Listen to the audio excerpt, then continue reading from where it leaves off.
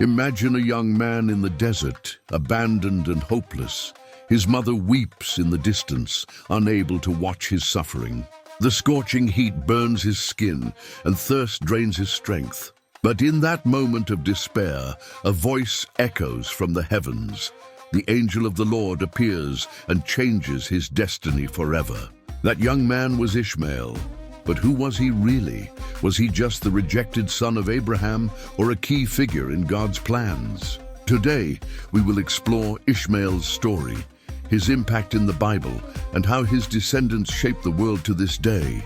If you haven't subscribed to the channel yet, do so now. Turn on notifications and join me on this journey of discovery.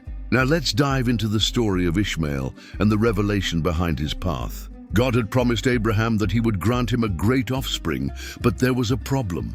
Sarah, his wife, was barren. Time went by, and the promise seemed distant. Then Sarah made a decision that would change everything. She gave her Egyptian maidservant, Hagar, to Abraham so that he could have a child with her. It was a common practice in those days, but it was far from God's ideal plan. Hagar conceived, and upon realizing she was pregnant, she began to despise Sarah.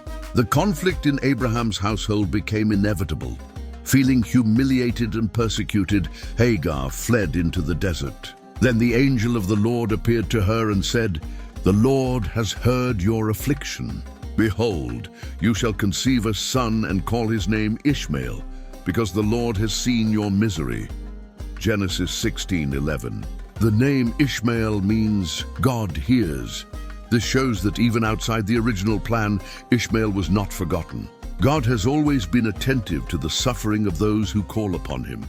Hagar returned to Abraham's house and gave birth to Ishmael. But his story was only beginning.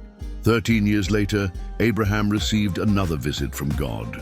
This time, the Lord reaffirmed his promise and declared that Sarah would bear a son, the true heir of the covenant. Abraham loved Ishmael and, in his humanity, even asked that he might be chosen. "If only Ishmael could live before you." Genesis 17:18. But God had other plans. He ensured that Isaac would be born and become the heir of the promise, yet he did not forget Ishmael. "As for Ishmael, I will bless him and make him into a great nation." Genesis 17:20. Teaching that even when one is off the proper path, God can transform our history and lead us to something magnificent. When Isaac was born, Ishmael was already a teenager. During a celebration, Sarah saw Ishmael mocking his younger brother, which led to his expulsion. Abraham, distressed, hesitated, but God instructed him to heed Sarah's request, for he himself would take care of Ishmael. Thus Hagar and Ishmael were sent into the desert, carrying only a skin of water, but soon the supply ran out. In the midst of the desolation, lacking the strength to continue, Hagar placed Ishmael under a tree and stepped away so as not to watch him die. She withdrew, sat far away, and began to weep. Genesis 21:16. Then God intervened. The angel of the Lord called out to Hagar and said, "Do not be afraid, for God has heard the cry of the boy where he is. Arise, take the boy by the hand, for I will make him into a great nation." Genesis 21:17-18. And Hagar saw a well of water. Ishmael survived and grew up in the desert, becoming a great hunter and warrior. Ishmael settled in the desert of Paran and married an Egyptian woman. He had 12 sons who became leaders of great Arab tribes. These are the sons of Ishmael, and these are their names, according to their settlements and camps, 12 princes according to their tribes. Genesis 25:13-16.